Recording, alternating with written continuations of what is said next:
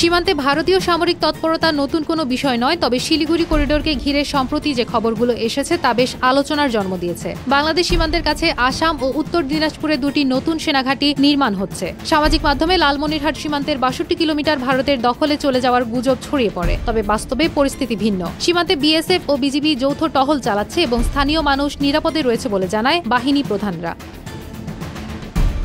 Siliguri corridor ভারতের উত্তর পূর্বাঞ্চলের ৭ রাজ্যকে সংযুক্ত করে এবং এটি ভৌগোলিকভাবে অত্যন্ত স্পর্শকাতর। ভারত এই অঞ্চলের নিরাপত্তা নিশ্চিত করতে সামরিক সক্ষমতা বাড়াচ্ছে, বিশেষ করে চীনের প্রভাব বৃদ্ধির প্রেক্ষাপটে এবং দক্ষিণ এশিয়ার জিও স্ট্র্যাটেজিক স্থিতি মাথায় রেখে ভারত এই পদক্ষেপ নিয়েছে। ভারতীয় বিশ্লেষকরা বলছেন, শিলিগুড়ি করিডোর সুরক্ষা ভারতের আঞ্চলিক অখণ্ডতা এবং নিরাপত্তার জন্য গুরুত্বপূর্ণ।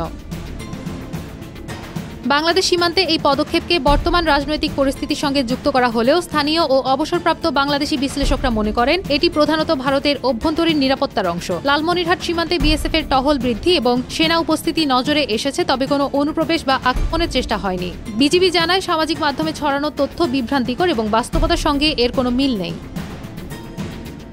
সীমান্তের পরিস্থিতি নিয়ে বাংলাদেশি বিশ্লেষকরা মনে করেন ভারতের পদক্ষেপে সরাসরি কি নেই, তবে গ্রে জোন ব্যাটল হিসেবে কাজ করতে পারে এটি। অর্থাৎ সরাসরি যুদ্ধ না হলেও এমন পরিবেশ তৈরি হয় যেখানে প্রতিপক্ষকে মানসিক ও কৌশলগতভাবে প্রভাবিত করা যায়। এছাড়া বাংলাদেশের রাজনৈতিক অস্থিতিশীলতা এবং সীমান্ত সংলগ্ন প্রকল্পগুলো ভারতের নজরদারির একটি কারণ হতে পারে। বিশ্লেষকদের ধারণা, বাংলাদেশকে ভারত সামরিক হিসেবে দেখে না, বরং সীমান্তের স্থিতিশীলতা ও নিরাপত্তা রক্ষা করতে এ ধরনের পদক্ষেপ নিচ্ছে।